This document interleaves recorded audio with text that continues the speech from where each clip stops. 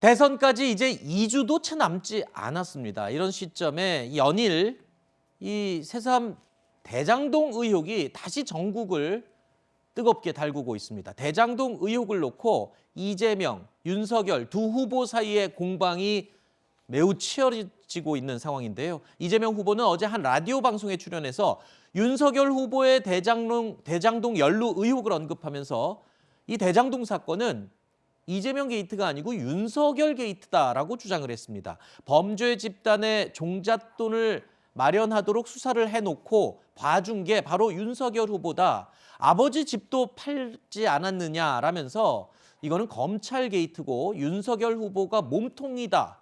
100% 확신한다. 이렇게 언급을 했습니다. 자, 어제뿐만이 아니라 이재명 후보와 민주당 측은요, 윤석열 후보의 대장동 연루 의혹에 대해서 최근에 집중 공세를 펼치고 있죠. 여러분, 대장동 가지고 자꾸 저 흉보는 사람이 있던데 저는 이익 본 일이 없어요. 그런데 본인은 이익 봤잖아요. 집 팔았잖아요. 녹취록에 이런 것도 나온다고 하더군요. 내가 가진 카드면 윤석열은 죽어. 한번 따라해볼까요? 내가 가진 카드면 화천대유 비리의 본질은 윤석열 게이트입니다.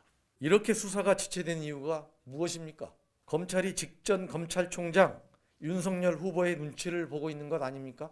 그러나 화천대유 비리는 시간이 갈수록 윤석열 게이트임이 드러나고 있습니다. 지난해 이 대장동 개발 특혜 의혹이 처음으로 제기됐을 때 이재명 후보는요, 자신이 성남시장 시절에 진행했던 대장동 사업에 대해서 이런 말을 하기도 했었죠.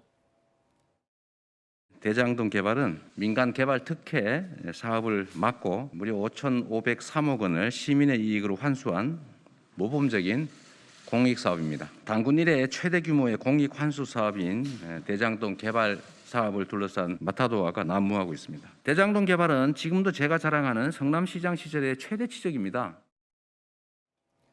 자, 대장동 사업은 단군 이래 최대 치적 사업이다라고 언급한 이래 대장동 사업, 그러면 마치 이재명 후보와 한 몸처럼 같이 수식어로 계속 인식이 돼 왔었는데 지금 보면은 윤석열 게이트 이렇게 얘기를 계속 반복하다 보니까 글쎄요, 이재명 후보 측에서 프레임을 저쪽으로 바꾸겠다라는 시도를 하는 게 아니냐, 이런 지금 이 얘기가 나오고 있어요. 예, 그렇게 보입니다. 그리고 그것이 이제 선동과 또 이렇게 확인 안 된 그 짜집기한 걸로 보이는 그런 녹취록들이 본인들이, 그러니까 이재명 후보라든가 김만배 일당이라든가 민주당에 유리한 부분만 녹취록이 지금 띄엄띄엄 나오면서 그 문구에, 그러니까 앞뒤 문맥이 잘린 채로 나와 있는 어떤 그 단어라든가 이런 한 문장에 집중해서 그 논평들이 나오다 보니까 지금 전혀 엉뚱한 상황으로 이렇게 선동이 되고 있는 것 같습니다.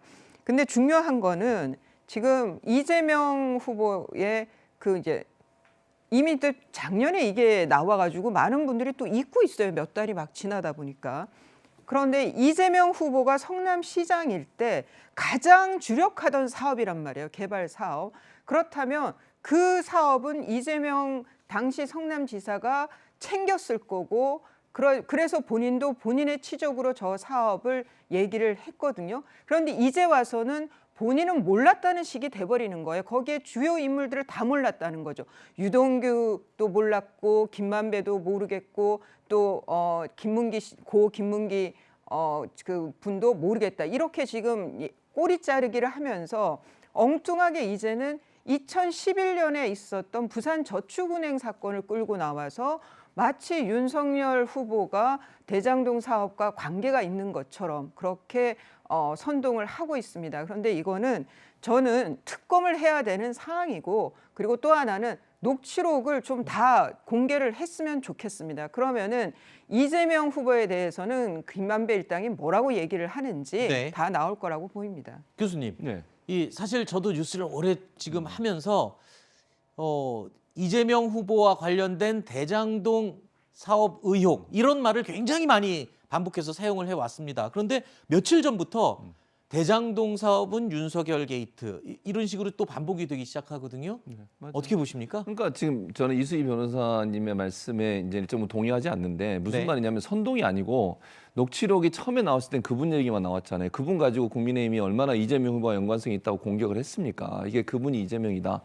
그리고 이 치적이라고 얘기한 부분은 이재명 후보가 몇 번을 얘기했어요. 이게 설계할 때 자체에 먼저 돈을 회수할 거냐 아니면 이익이 나는 부분을 환수할 거냐 하는 부분하고 고민을 하다가 그 당시에는 아파트 경기가 그렇게 좋지 않았기 때문에 먼저 회수하는 쪽으로 그러니까 손실을 줄이기 위해서 그렇게 했는데 그 사이에 아파트 가격이 올라갔고 땅값이 올라가서 네네. 그들이 돈잔치를 했다. 그걸 그럼 이재명 후보가 그들한테 돈잔치 하도록 그걸 허용하고 그걸 뭐 짠 게 아니라는 얘기예요. 그런 의도로 얘기한 게 아니라는 얘기를 말씀을 드리고 또 하나는 그러고 나서 녹취록이 이제 한두 개 또 계속 나오잖아요. 그 정의학 녹취록이 처음에 그분 얘기만 나왔을 때는 국민의힘이 얼마나 그걸 가지고 공격을 했습니까? 근데 녹취록이 다른 녹취록이 나오면서 윤석열 후보 이름이 2번이나 나왔어요. 거기에. 뭐 김만배 씨가 윤석열은 내 카드면 죽어라고 그랬죠. 그다음에 영장 들어가면 죽어 이런 얘기도 했습니다. 이런 얘기가 나오니까 당연히 이 대장동 이슈가 이게 이재명 후보와 연관된 게 아니라 이게 법조 브로커들의 어떤 스캔들 아닌가 아니면 게이트 아닌가 이런 얘기가 나오는 거 아닙니까? 지금 거기에 나오는 분들 보면 대부분 법조인들이 너무 많아요. 그리고 김만배 씨가 법조 팀장을 하면서 그런 인맥을 통해서 본인이 뭐 이 보수 진영에 있는 분들 포함해서 모든 분들과 연관해서 그 일을 벌렸다 이렇게 볼 수밖에 없는 상황이 되니 국민들 볼 때는 이게 처음에는 이재명 후보와 연관된 줄 알았죠. 왜냐하면 국민의힘이 계속 그걸로 공격을 했으니까. 그런데 녹취록 들여다보니까 뭐 누님 김만배 씨 누나 집사는 물론 그 집이 윤석열 후보의 아버님 집인지는 명확하지 않습니다만 그 과정에 나오는 말도 이해가 안 되잖아요. 잘. 뭐 취득세를 누가 낼 거냐, 네네. 취직시켜주겠다 이런 여러 가지 말들이 나오다 보니까 국민들 볼 때는 그럼 이 대장동 이슈가 단순히 이재명 후보의 문제만 아니구나. 네. 윤석열 후보도 연관 있는 게 아닌가 이런 의미가 생길 수밖에 없죠. 아, 그 말씀은 이재명 후보도 이 연루된 의혹을 많이 받고 있지만 윤석열 후보도 연관이 있다 이런 의미로 얘기를 한 걸로 그런 그러면 의미로 받아들이면 보여드리는 되겠습니까? 거죠. 그렇죠. 근데 다만 이제 알겠습니다. 저는 이재명과 연관이 있다는 말은 이재명과 여기서 무슨 비리가 있거나 뇌물을 받았다는 의미가 아니라 네네네. 유동규 씨의 그런 알겠습니다. 향유에 대해서 관리 감독을 못한 부분에 대한 이제 어떤 국민들의 뭐 질책이랄까 이런 부분이라고 볼 수 있겠죠. 네. 또 한 가지 이재명 후보도 이 변호사 출신이기 때문에 광범위하게 보면 또 같은 법조인에 또 속할 수도 있다라는 부분을 또 보충해서 이 말씀을 드리겠습니다.